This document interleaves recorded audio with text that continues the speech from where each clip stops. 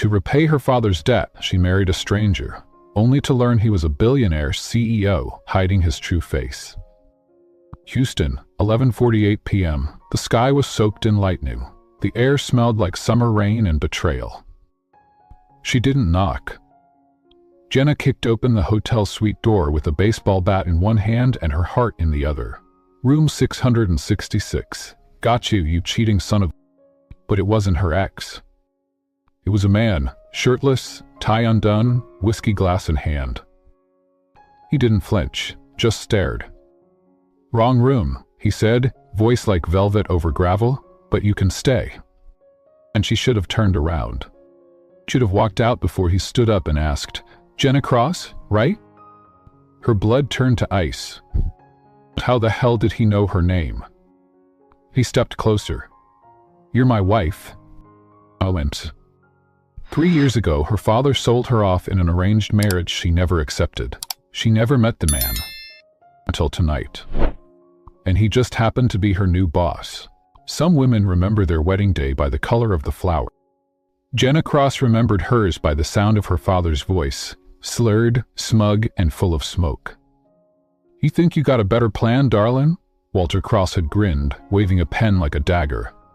"'Cause I just saved your life with that signature." Jenna had been 23, broke, and 1 week away from being homeless.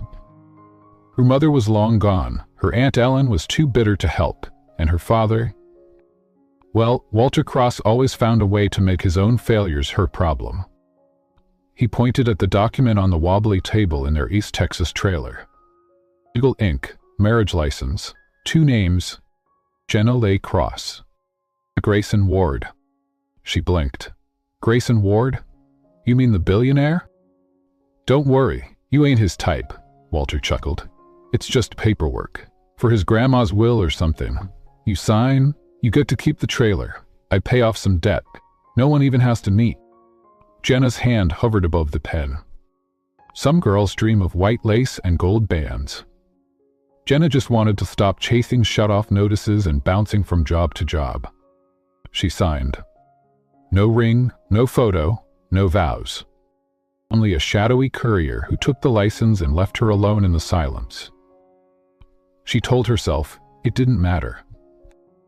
It wasn't real. She would go on with her life.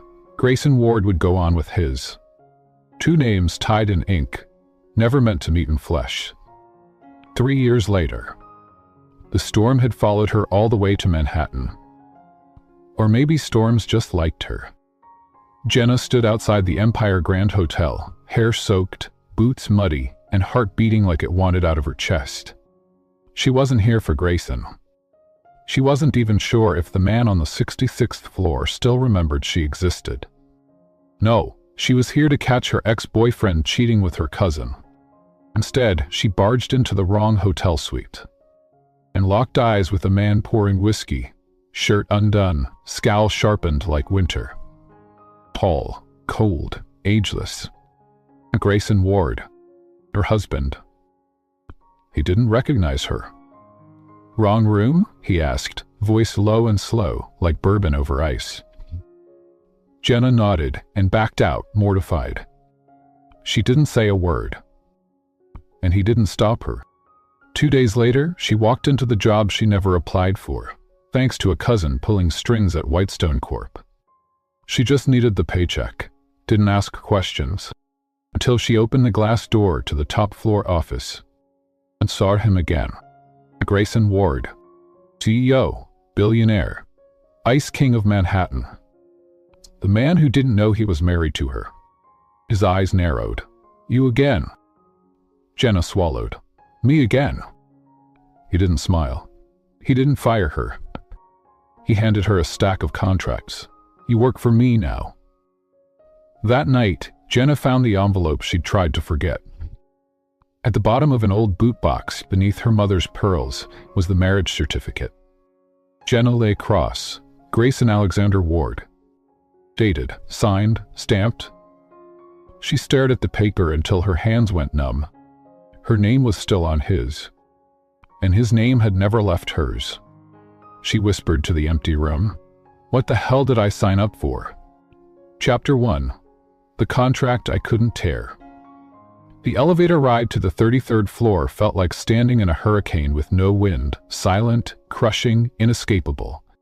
Grace West, or was she still Grace Whitaker, clutched her small tote bag as the numbers climbed. The interior was all chrome and tension. Her reflection looked paler than she remembered, the blazer too stiff, the woman in it not ready. The doors opened with a whisper, and the first thing she saw was her name, printed in white serif font on a black glass plaque. Grace whispered, "What?" "Security." A sentence to the CEO. And she stood frozen, staring, like a ghost stumbling onto her own tombstone. A voice to her right, "Morning, Mrs. Whitaker." It was a young man in his mid-20s, kind eyes, clipboard in hand. "I'm Liam, Executive Coordination. Let me show you to your workspace." She tried to correct him. "Not Mrs. Whitaker, just Grace, just temporary." But the words caught somewhere between her throat and pride. The office was a modern cathedral of glass and gray steel, panoramic windows soaking the space in Austin sunlight, open floor plan, marble floors. Everyone looked too polished to breathe normally. Liam gestured to a sleek corner desk, better than any junior assistant should have had. "This is you," he said, then lowered his voice. "Don't let the view fool you. Working for Mr. Whitaker is a battlefield. One minute he's thanking you, next he's gutting your budget over a misplaced comma." She gave a brittle smile. "Sounds charming." "A while it gets worse," Liam winked. "He only keeps people who don't flinch." "Then I'm doomed," she thought. She sat slowly, her name on the screensaver, her login already set, her past catching up in pixels and passwords. Ethan entered at 9:01 sharp. Grace looked up before she could stop herself. The man was a symphony of contradiction. Black tailored suit, Rolex barely visible, but no tie, shirt slightly unbuttoned like even the world's expectations annoyed him.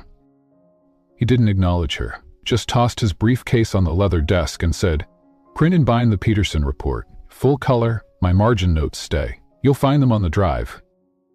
Then he walked into his office and closed the door.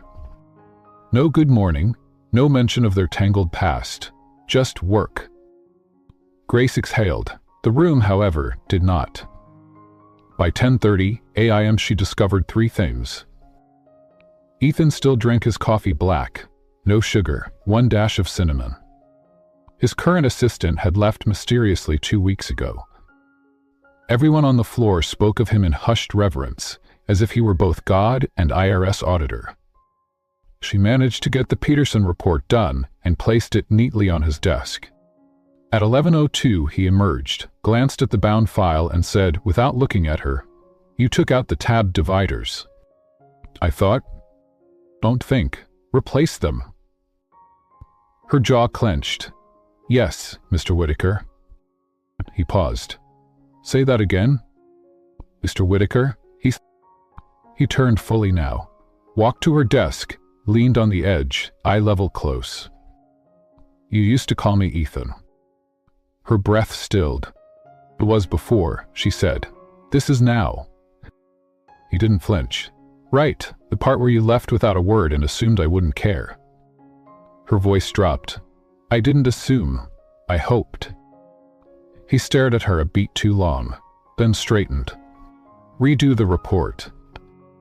She nodded once. Ethan left again, door closing like a gavel. At lunch, she sat alone in the break room. The ring was gone, of course. Had been since Dallas. Still, people stared, whispered, not rudely, but curiously. A few offered cautious smiles. Others avoided her entirely. One woman, older, with a blonde bun and a stern mouth, walked up and dropped her tray on the table. "You're her," the woman said. "The one who married him." Grace didn't answer. The woman leaned in. "You look tired." "Good, so did the last girl he fired." Then she walked away. At 4:15 p.m., she stood outside Ethan's office, holding a red velvet box. Liam had brought it, urgent delivery. No return label. She knocked. "Mr. Whitaker." "Come in." She stepped in. It smelled of cedar and ink and tension. He looked up from his desk. She held the box out. "This just came for you." He opened it, revealing a platinum cufflink set engraved. From the way he stiffened, she knew it was from his mother. "Throw them out," he said. I blinked. "They're engraved. Custom." I said throw them out. She didn't move. Ethan looked up. "Still like to question orders?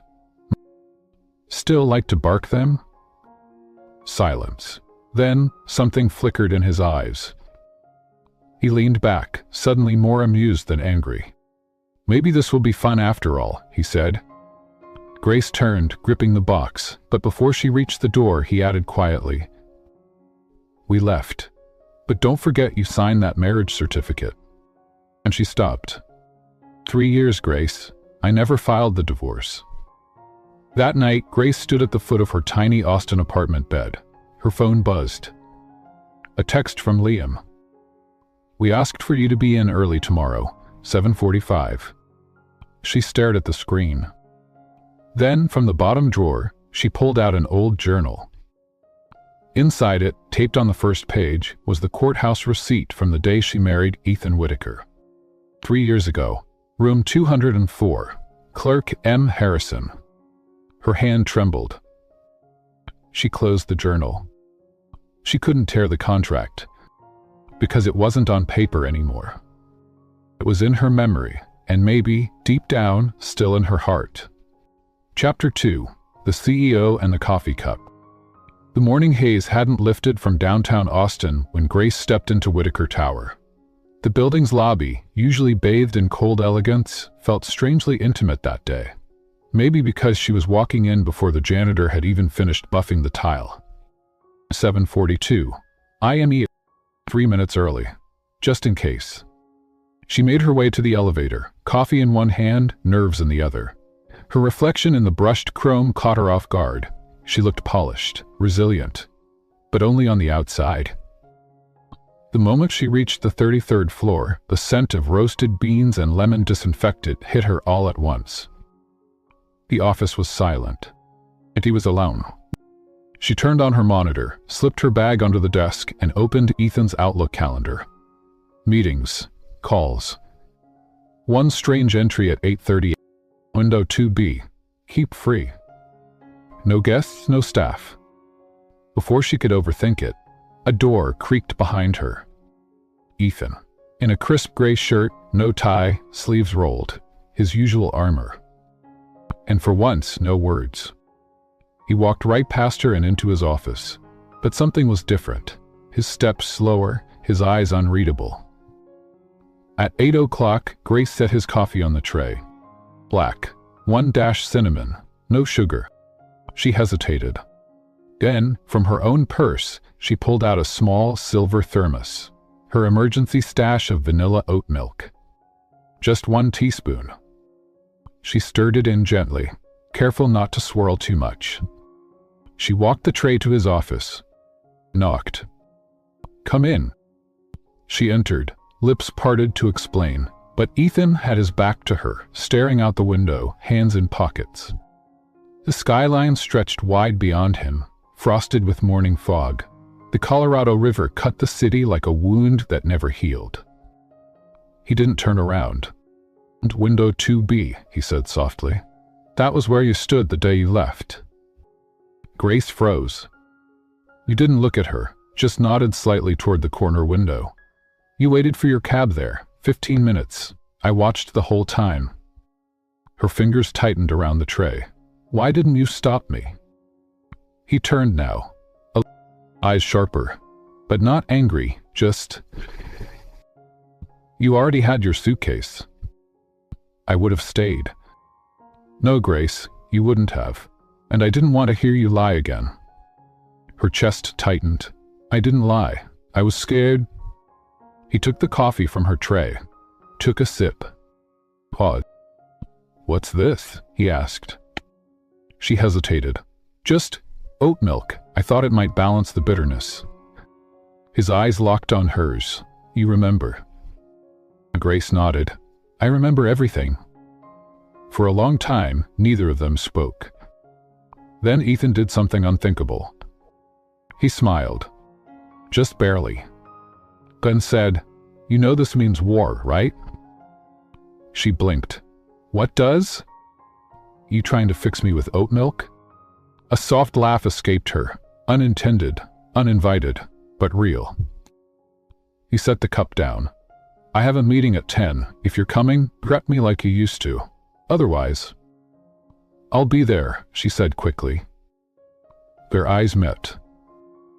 And for one suspended moment, it was like 3 years hadn't passed at all. At the moment shattered by 9:05, Grace returned to her desk to find two co-workers whispering by the copier. "Put her in his office again," one said. Seriously? She just started back? Unreal. No wonder she landed that role. Their eyes darted to Grace, then quickly away. Liam passed by, offering a tight smile. "Ignore them. Jealousy's a full-time job here." She nodded, pretending it didn't sting. But it did. She'd earned this, even if her past was now whispering through every hallway. At 9:58, Grace entered the boardroom with Ethan. His suit jacket was slung over one arm. He looked sharper than any of the other execs, more dangerous, more poised. Grace placed a hand out by every chair, lined the center table with branded water bottles, and subtly swapped Ethan's with a bottle that had a black cap, his only preferred kind. It didn't go unnoticed. He leaned toward her, low enough that only she could hear. "Still remember the little things." "Someone has to," she whispered back. Then he added, "I wasn't lying, by the way." She looked up. "About not filing the divorce." Her throat tightened. "Why not?" He turned away, facing the board. But before he did, he murmured, "Because I never wanted to." After the meeting, she found a note tucked under her keyboard. "Lunch." No name, just the initial. Her fingers hovered above the reply key.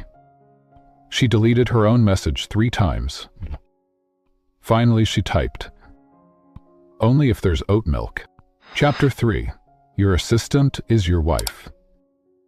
The office buzzed like a stirred beehive by Thursday morning. Emails flew, phones rang, people whispered. And at the center of it all was one accidental woman in stilettos, Grace West, and the man who'd signed her first and last marriage license. Grace balanced 2 coffees and a file folder between her hands as she approached Ethan's office. Her usual nerves were quieter today, replaced by something else. Anticipation? No, that would be dangerous. She knocked twice. "Come in." Ethan sat behind his desk, typing. The morning sun cut across his shirt sleeves and traced his collarbone. She placed the coffee on his desk. "No oat milk today. I thought I'd spare you the war." He didn't look up. "Coward." She smiled. "You have a call with Barclay at 10, she added, shifting back into professionalism. "Then the Q4 review at 11. I'll print the revised spreadsheets." That already did. And she turned. Ethan held up the file she'd compiled, already annotated. "Impressive," she said. "You trained me." A silence fell between them again. The same kind that wasn't heavy, just loaded. Before she could leave, Ethan asked, "What are you doing for lunch?" "Why?" "There's a taco truck on 7th. Same one from your old office?" She blinked. "You remembered? You used to say their shrimp tacos healed generational trauma." Grace flushed. "Well, they do." Ethan leaned back in his chair. 12:15? Her nod was small, almost invisible. By noon, the first ripple of gossip hit. 2 interns giggled by the espresso machine. "Is it true?" one asked. "Look at the way he talks to her," the other whispered. "They're definitely more than boss and assistant." When Grace walked by, the silence hit like a slap. She held her head high, eyes forward, just like she did 3 years ago when she'd left everything behind. Only this time she wasn't alone. Outside Whitaker Tower, the food truck smelled like heaven. Ethan waited for her under the shade of a live oak, 2 tacos in hand and a bottle of Topo Chico balanced between them. Grace took one look and laughed. "Blind flavor," she said. "You really remembered?" He shrugged. "I was married to you, not dead."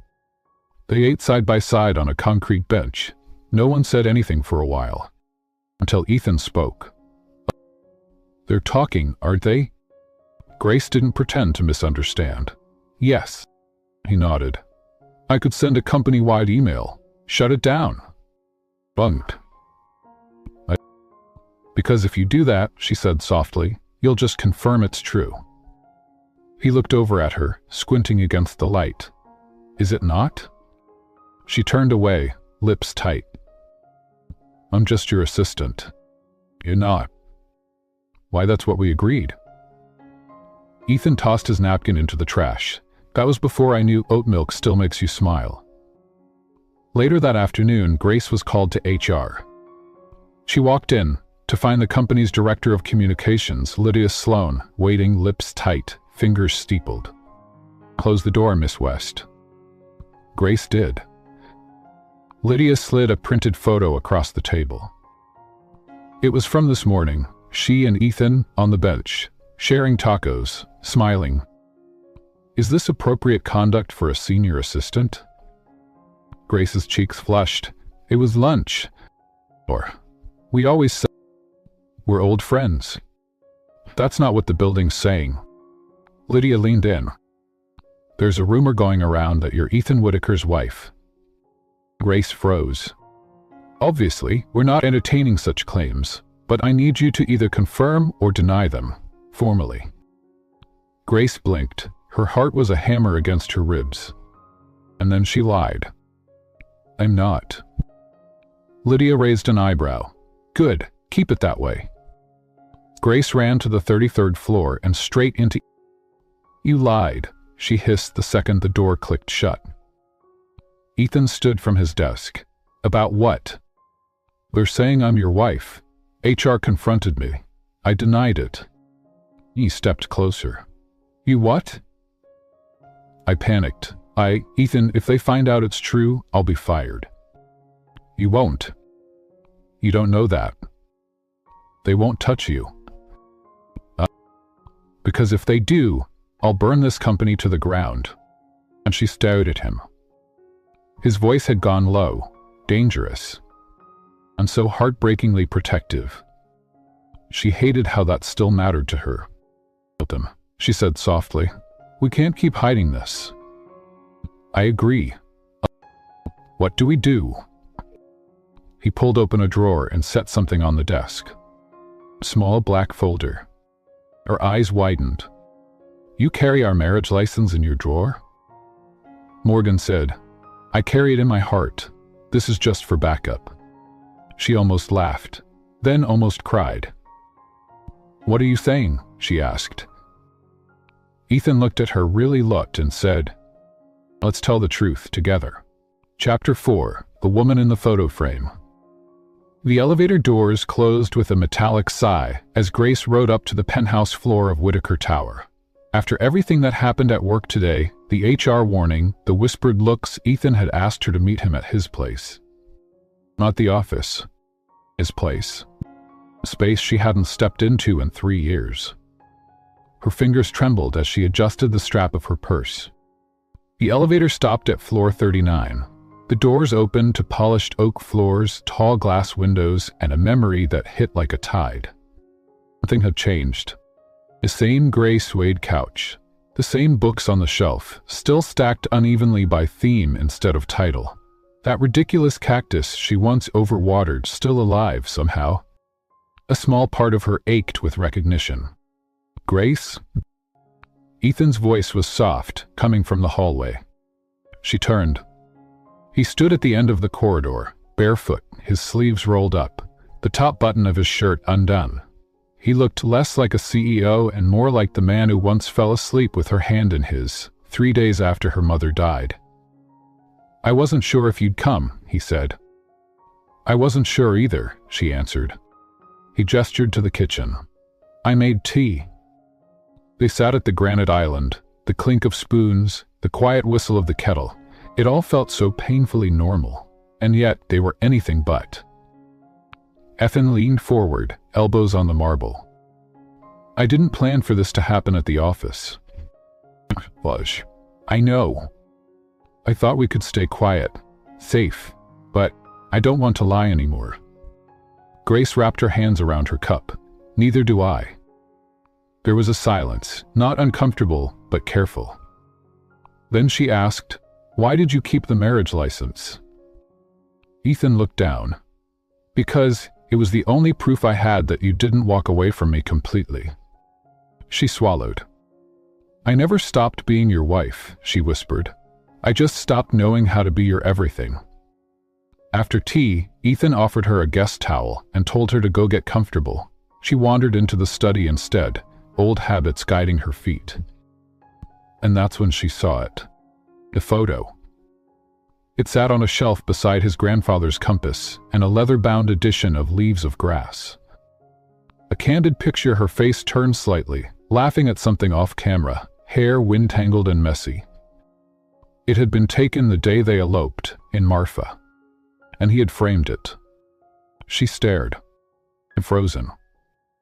Then her fingers reached for it, slow, hesitant. Ethan's voice startled her. "You weren't supposed to see that." She turned, holding the photo like a betrayal. "Why this picture?" "I don't know," he said. "Maybe because it was the last time you looked at me like I could still save you." Her chest constricted. "Why didn't you tell me?" "Because I wasn't sure if I still deserved to look at you." Tears prickled at the edge of her eyes.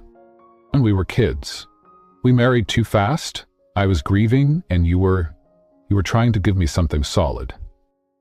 "You were never a mistake," he said, voice low and fierce. "You were my only real thing." She looked down at the photo again. "I hated you for keeping this." "I know. Why, I think I hated myself more, for missing the girl in it." Ethan stepped forward, gently took the photo from her hands and placed it back on the shelf. "You're still her," he said. "You just forgot for a while." That night, as the city glowed below and thunder whispered in the distance, Grace stood at the window in Ethan's bedroom, watching the rain paint streaks on the glass. He came up behind her quietly. "I meant what I said," he murmured. "We don't have to lie anymore." Grace turned slightly. "And when the company finds out, when the board starts whispering, when everyone thinks I'm married, then I'll tell them the truth. My truth. I've loved you since you offered me your last French fry on our second date, and told me I didn't deserve it, but you were trying to be a better person." She choked a laugh. "I want to be better too," she whispered. He stepped closer. "Then let's start by remembering what we almost gave up." And for the first time in 3 years, Grace let herself lean into him.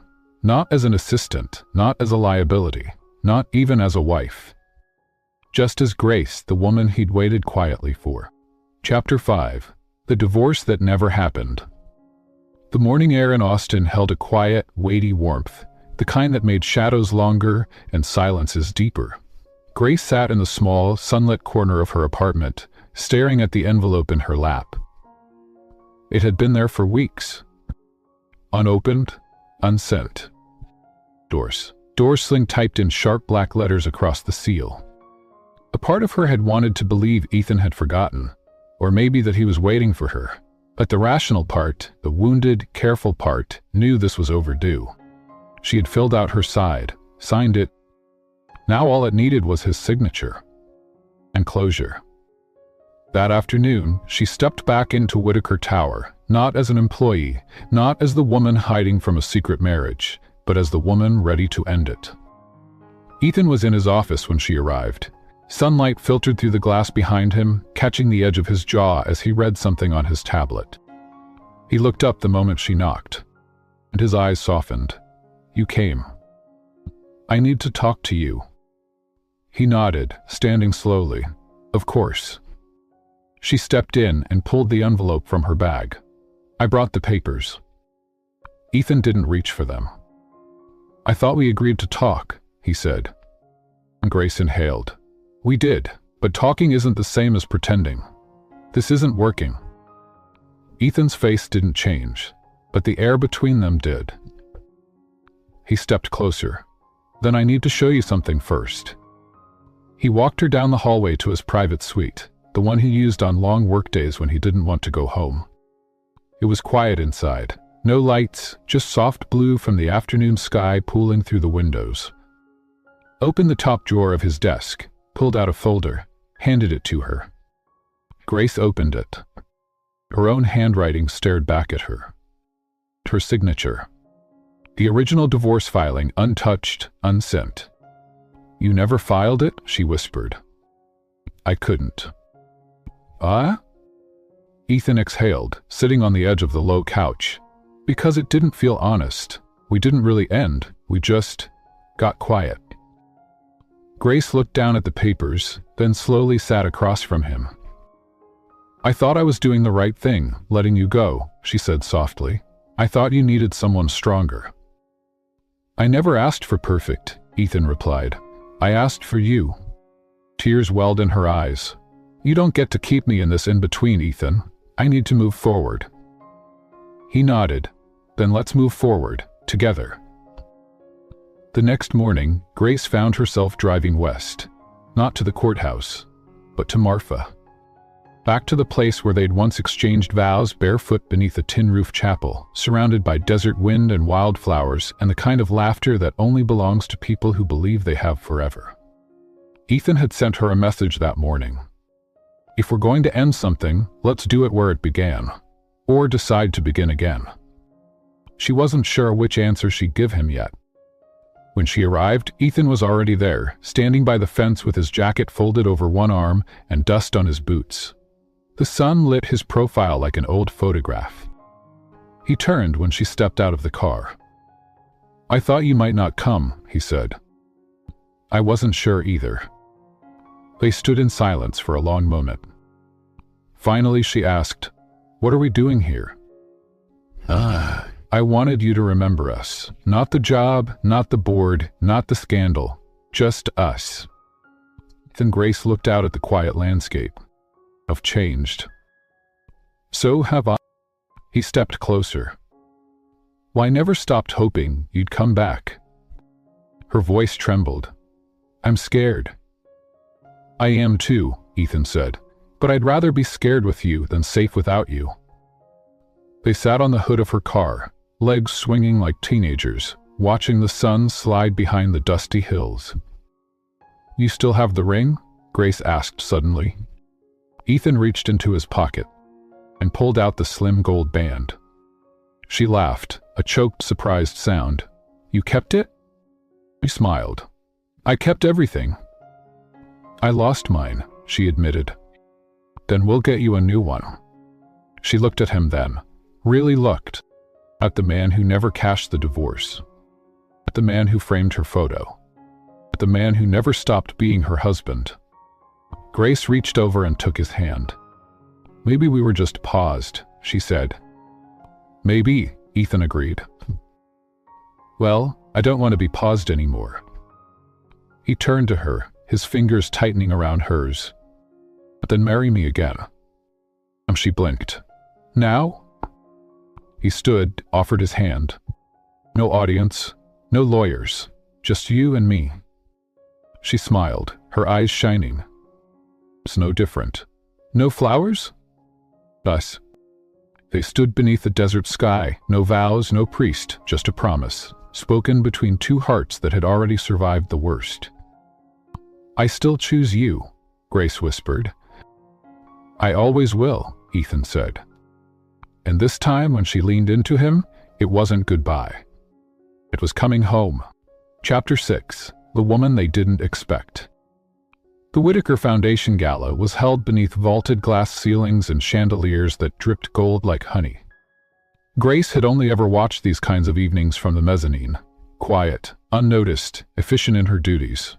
But tonight, Ethan had sent a car, not to take her to work, but to take her as his wife. She stepped out, wearing a silk navy gown, simple, sleeveless, nothing extravagant. She wore her own shoes, not borrowed, and no diamond necklace. Only the ring she'd once tucked into a drawer for 3 years. Tonight, it sat where it belonged, on her finger. Outside the ballroom doors, Ethan was waiting. He didn't speak right away. His eyes moved slowly from her face to the curve of her shoulders, to the bare honesty of her hands. "You kept it simple," he said softly. "I kept it real," she replied. His smile flickered, a quiet awe. "They won't expect this." Grace looked toward the gilded archway. Inside, the room shimmered with whispers. Ethan didn't let go of her hand. Not when they passed his executive board. Not when a senior partner did a visible double-take. Not even when Vanessa Langford, the tall, lithe heiress of a rival firm, stepped forward in a wine-red gown that practically bled ambition. "Ethan," Vanessa purred, brushing a hand against his arm. "And this must be—" Grace turned her head, calmly. "Grace Whitaker." The pause was exquisite. Vanessa's eyes narrowed. "I wasn't aware Ethan had remarried." He hadn't. And that was the shock. We've been married for a while," Grace said gently. "It just wasn't your business." Ethan stifled a grin. While Vanessa recovered, sipping her champagne, "I suppose every man has a rebellious phase. Some marry artists, others marry assistants." Grace tilted her head. "And some hide behind foundation galas because they've never built anything real of their own." A flicker of heat passed between them. Ethan leaned in to whisper against Grace's ear. "You just started a war." "I didn't start it," she whispered back. "But I won't be erased from it." Later that evening, as the room quieted for speeches, Ethan took the podium. His voice was calm, steady. But Grace saw his hand tremble slightly as he adjusted the mic. "Tonight isn't just about philanthropy," he began, "or about how far the Whitaker Foundation has come. It's also about honesty and the courage to start over." He looked directly at her. "I wouldn't be here without someone who stood by me before I ever wore this suit, before the press releases, the mergers, or the board votes. Someone who saw the man beneath the ambition." The room had gone utterly still. "She's never asked for the spotlight," he said. "She never even asked for her title. But I'm giving it now, publicly and permanently." He stepped aside, held out his hand, and she walked toward him, quiet and sure, as gasps rippled behind her. Ethan took the mic once more. "My wife," he said, "Grace Whitaker." Afterward, in the dim corner of the lounge, Grace sat beside him on the velvet couch. Neither of them said much. Not until she whispered, "You didn't have to say all that." "I did." "So why now?" He looked at her. "Because tonight," he said, "I wanted the world to know I didn't lose you. I just had to find the courage to fight for you." She leaned her head against his shoulder. "I'm not scared of being seen anymore," she said. "I'm just scared of forgetting how we got here." Ethan turned toward her. "Then let's keep reminding each other." Chapter 7. The Signature That Changed Everything. The sunlight was gentle that morning, filtering through the tall windows of the Whitaker Tower boardroom like a hesitant promise. Grace stood alone at the head of the long walnut table, her fingers resting on the velvet folder in front of her. The air smelled faintly of fresh printer ink and lemon polish. On the table, printed in crisp black ink, was the thing she thought she'd never see again. Her own name. Not executive assistant, not Mrs. Whitaker, not the whispered rumors in the halls. Just her name, Grace Elaine West. On a contract. She hadn't even known Ethan was drawing up the proposal until the morning email arrived. The subject line was as plain as his voice had been lately. A proposal for senior brand consultant. For board review. Ethan Whitaker. She thought he was joking, until she opened the attachment and saw the numbers. Respectful, fair, higher than her previous salary. She'd barely slept. And now, here she was, holding the pen, reading the words. The office door creaked open behind her. "I didn't think you'd come this early," Ethan said gently, stepping into the boardroom. He wasn't wearing a tie. His sleeves were rolled again. Something about that still made her ache. I wanted to see it with my own eyes, Grace replied. He nodded. I could ask. She didn't look at him. And it feels like a risk. For you, or for me. He stepped closer, but didn't touch her. The room was too still, too delicate, as if one wrong word might collapse whatever fragile ground they'd built last night. Grace looked down again at the contract. I used to dream about getting back into branding, she said quietly, but not like this. Then tell me how, Ethan said. How do we write the next part in a way you can live with? Her hand hovered above the signature line. You want me back as a consultant, she said, but you're still my husband. You're still my boss. What happens the first time the board questions your judgment? What happens the next time someone says, I slept my way into the role? I answer them with numbers, he replied calmly. Your numbers. Her eyes flicked to him. I remember how you rebuilt the Whitaker wedding division in 6 months, he said. I remember you sitting on that kitchen floor in sweatpants with sticky notes all over the fridge, mapping out our rebrand. I remember the pitch deck that won us Kleinmore hotels because you didn't sleep for 2 days just to get the visuals right. His voice lowered. I remember that every person who ever worked under you stayed loyal. Grace looked down again at the contract. So that's it then. One signature, and I come back to a job I left because I was broken.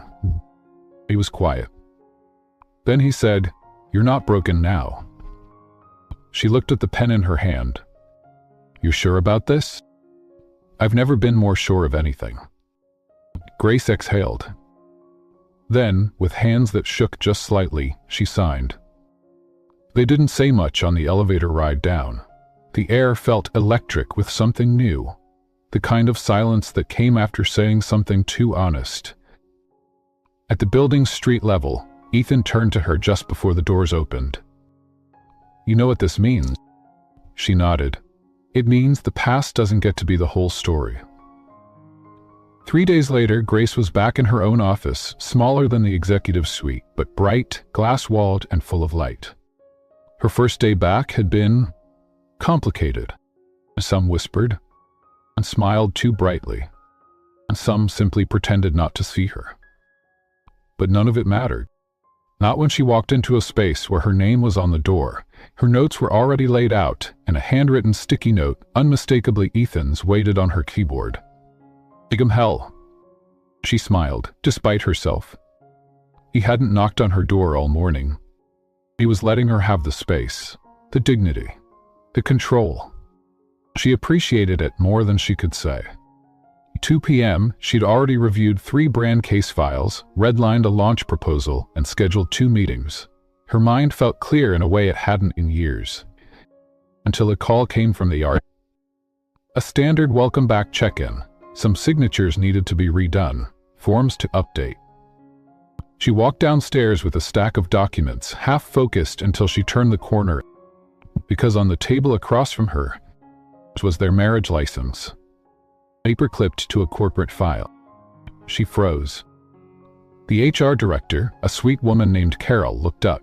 Oh, that's just part of the legal record. Marriage certificates for internal review, since you'll now be reporting to a spouse. Grace's voice caught. Can I take a look at that for a second? Of course. She reached down. The paper was soft at the edges, worn with time. Lined in Ethan's careful script, stamped in Travis County. And in the margin, something she hadn't seen before. A note scrawled faintly in ink, barely legible. She blinked. It said, As she ever finds this, remind her I meant it. Her breath caught. It was Ethan's handwriting, years old. She hadn't known. She didn't remember him writing anything that day. She was too dazed by the decision, too wrapped in grief, too lost in the thrill and the risk of marrying a man who believed in her when she couldn't believe in herself. And now, here it was, this invisible tether that had stretched between them all these years. Her fingers closed over the paper. Do you need to take it home? Carol asked kindly.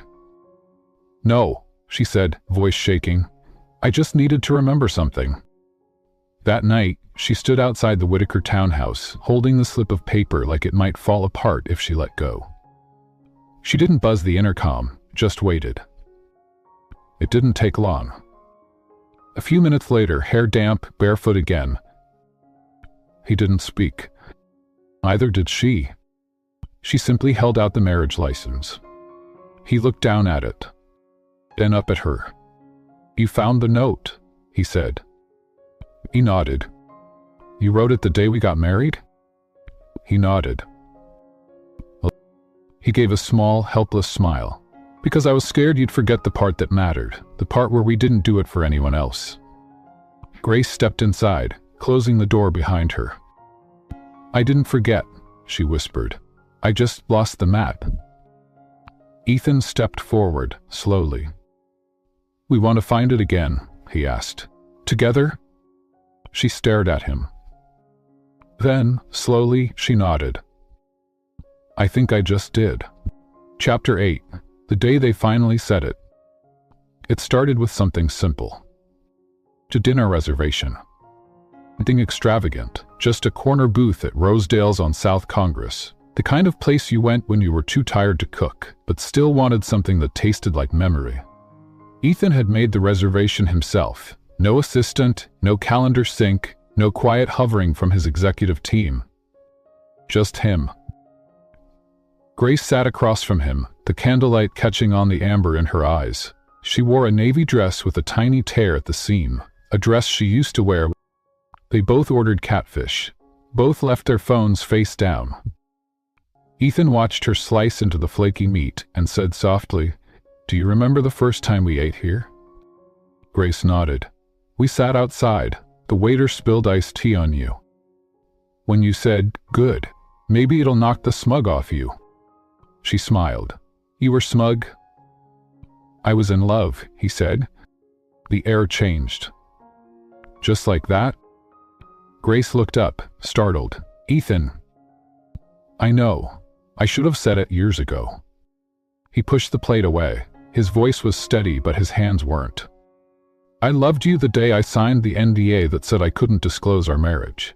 I loved you when you went radio silent for 8 months, and I still loved you, even when you said my silence made you feel invisible.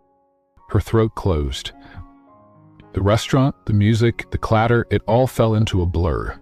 Grace stared at the man across from her, the man she'd tried to leave, the man she'd once married because she didn't know how else to stay. And he was still here, still loving her. I didn't think I was allowed to, she said quietly. To love you and still hate how we started. You are, he replied. She exhaled, her fingers wrapped around the base of her water glass like a lifeline. Don't you remember the night I packed my things? You didn't stop me.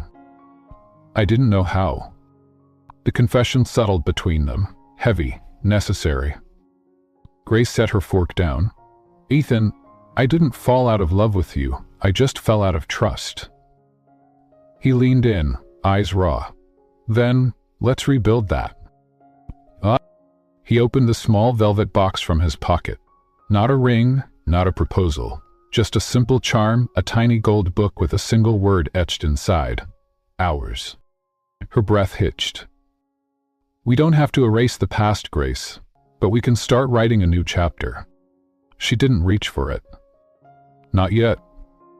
Do you believe in second marriages to the same person? She whispered. He smiled.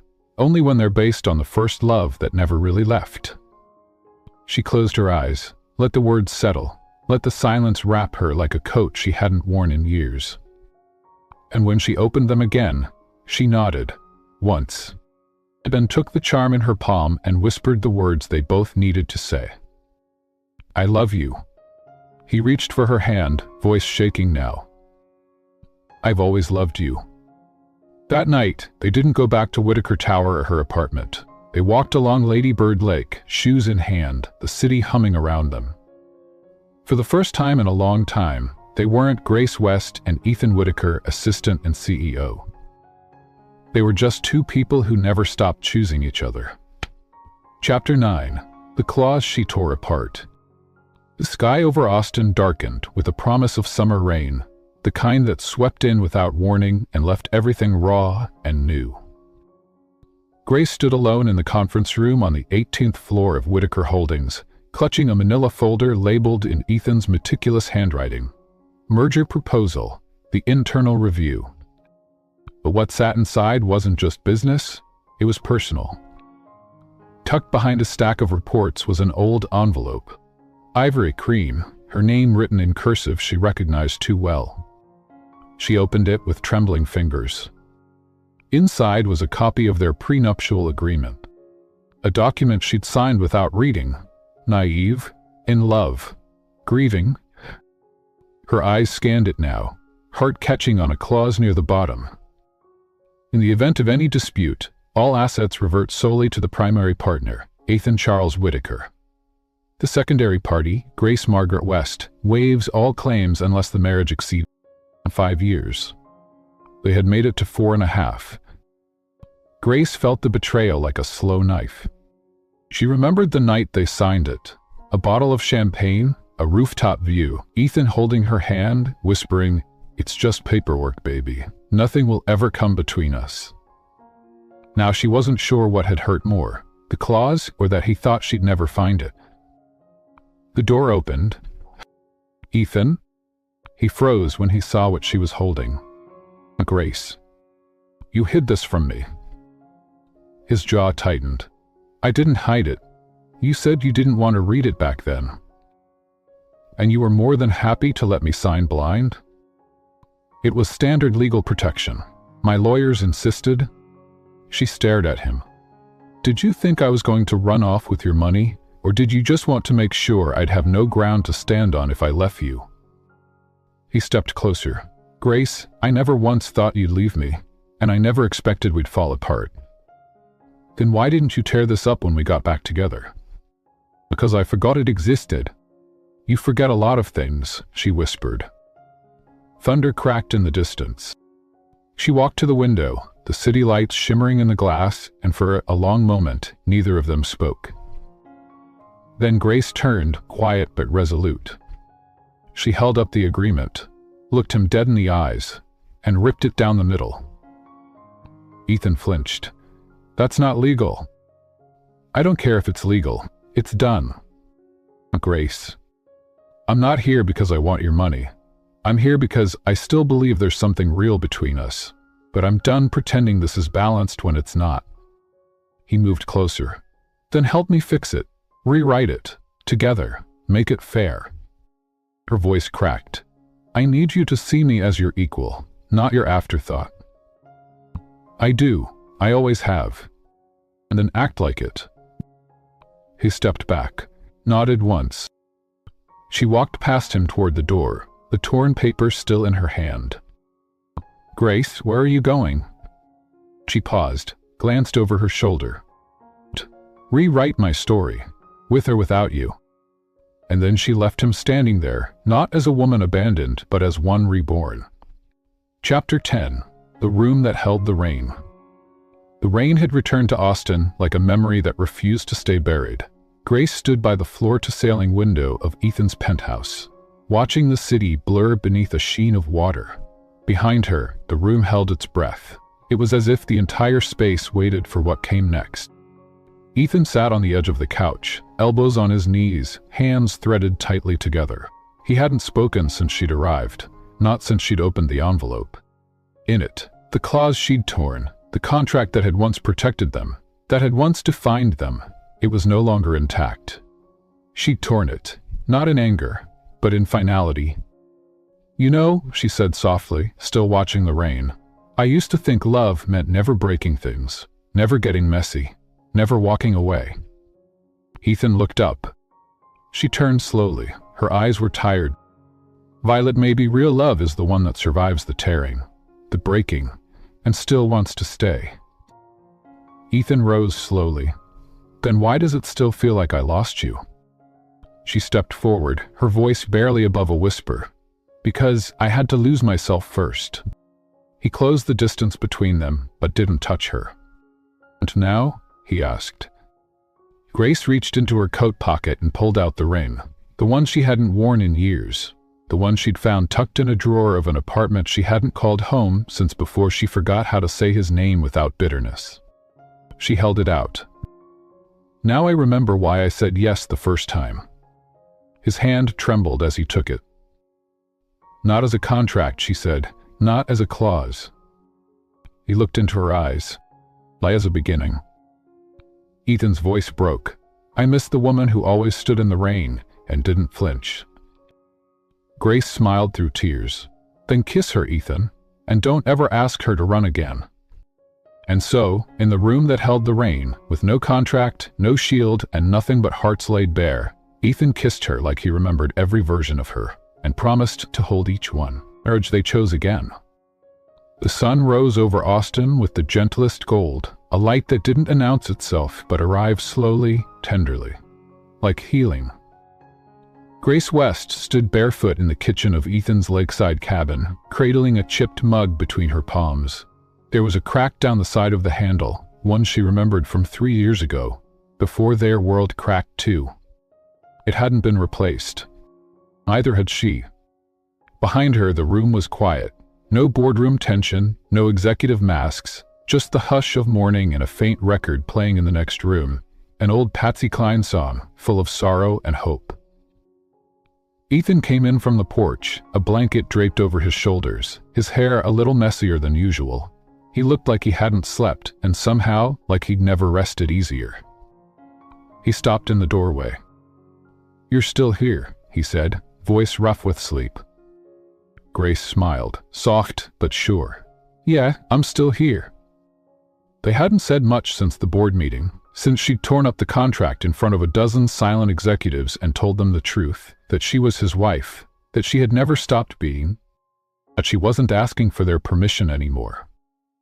Ethan crossed to her slowly, unsure, as if afraid she might disappear again. "I keep thinking about something," she said, still looking down into her coffee. "That night in Marfa, the courthouse lights flickering, the judge yawning between our vows." Ethan chuckled, low and surprised. Grace looked up.